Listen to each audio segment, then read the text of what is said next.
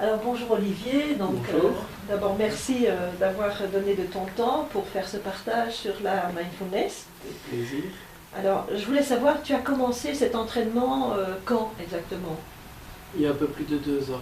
Il y a plus de 2 ans, donc tu as assez de recul maintenant pour en parler. Mhm. Qu'est-ce qui t'a amené en fait à venir dans cet entraînement? Quel était le problème qui t'a fait penser que ça pouvait être une solution à ce problème? J'ai commencé par de la spiritualité on dirait extérieure, mais qui ne m'apportait pas toutes les réponses que je ressentais.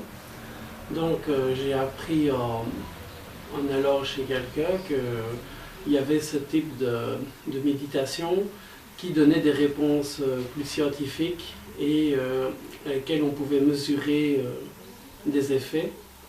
Et ça m'a intrigué et voilà, j'ai commencé comme ça.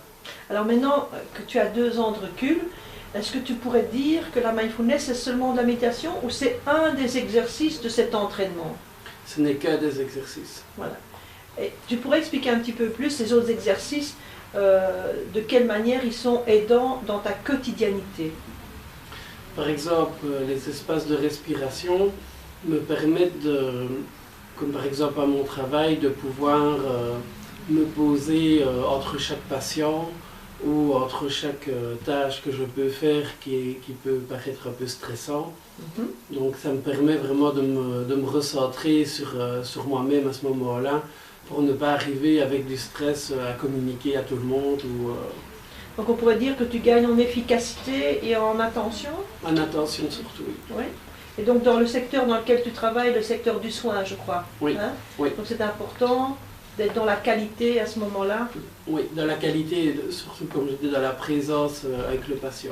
Avec le patient. Oui. Est-ce que par rapport au patient, tu as eu un retour de ça, sur ta qualité de présence?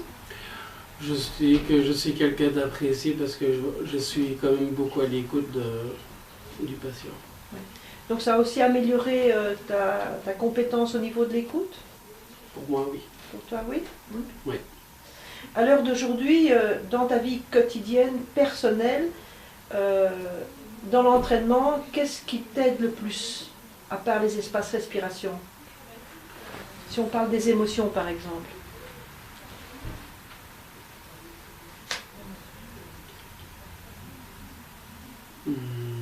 Prends un cas d'une situation de conflit que tu peux avoir eu récemment ou il y a quelque temps. Est-ce que tu as pu aller pêcher dans la mindfulness quelque chose qui t'a permis de vivre ça autrement, avec un autre regard?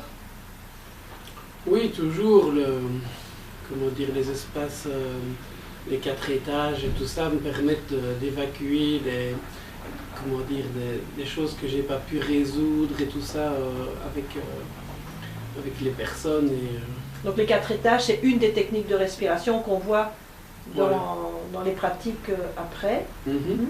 Si tu devais conseiller à quelqu'un de venir en mindfulness en particulier, Oui. qu'est-ce que tu pourrais lui dire pour, disons, l'accompagner dans sa curiosité?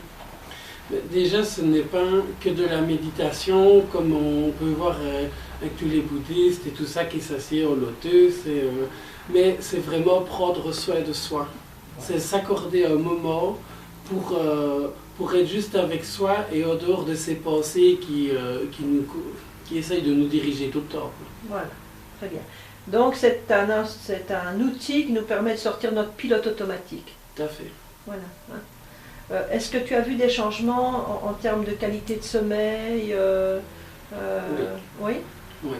Même au niveau de certaines prises de médicaments et tout ça qui ne sont plus nécessaires parce qu'il y a moins de stress, il y a moins de...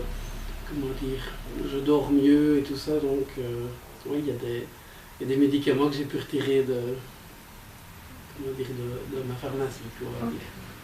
Bah, écoute, merci, c'est très gentil et très généreux de ta part d'avoir fait ce partage. Et donc, je pense que tu as suffisamment de recul maintenant pour ton témoignage soit intéressant pour les autres. Merci. Merci beaucoup, Olivier.